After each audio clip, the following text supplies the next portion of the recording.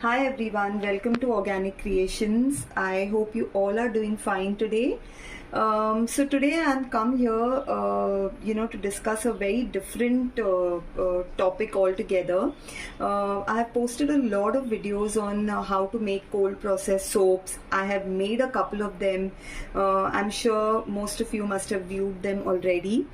So I have a lot of my subscribers wanting to know that after the soap is ready, what do we need to do and how do we need to go about it. They are not basically aware of how the soaps are, the edges are smoothened. How do we do that? So I thought I'll just bring you all a very short video on what do we do after cutting the soaps. So I'll just give you all idea about these soaps. These are just made about 3-4 days back. I had made this for my workshop, for my free workshop that I had for my subscribers. This is a chocolate soap. This is a soap that I had made, and it's been cut about 3 days back. So it's quite hard now. It's not very hard, but it is, I think, perfect for us to smoothen the edges. So I just would show you all how exactly we go about doing that. First of all, you don't need to get into smoothening the edges of your soap immediately after cutting, because your soaps are very soft when they are just cut. So you need to at least wait for minimum 2 days before you get into smoothing the sides, the edges of your soap. Right now, if you see, the edges have these little small pieces coming out. So especially if you want to sell these soaps and make it look even more attractive, you need to smoothen the edges in a way that they look uniform. So this is only done once your soap is hard enough, so that when you go ahead and smoothen it, it doesn't press or break, or there is no problem with the soap. For that, the tool that we need is just a very simple peeler. This is the peeler that I use. You can use any type of peeler that is available on Amazon, but just make sure that it is this thin. It doesn't need to be a very thick peeler. Otherwise, what happens is a very thick portion of the edges are cut if your peeler is very thick. So make sure you have a thin cut. The cutting point of the peeler has to be thin, so that you have thin edges getting shaped when you're smoothing the edges. So I'll just show you all how we do this.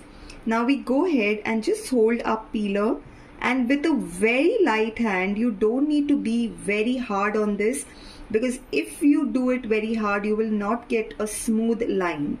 So you need to very smoothly just peel off the sides, and if this is done after 2 or 3 days, you will not have any problem to smoothen the edges of your soap.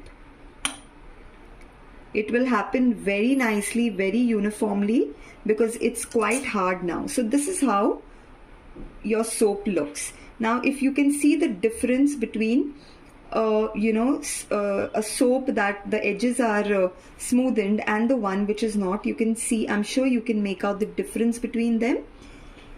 So like this, we will go ahead and smoothen the other soaps as well. And this is a very good practice, if you're into selling your products, so that they look very nice and clean when you're even when your customer sees your soap, they look very nice and clean.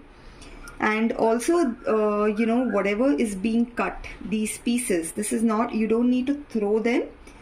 These shavings, soap shavings that are left behind, you can always rebatch it, use it into your other soaps, and they really look very pretty if you use it while making your other cold process soaps.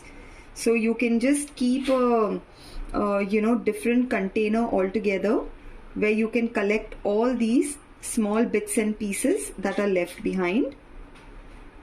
So you can see how well smoothly this is cut.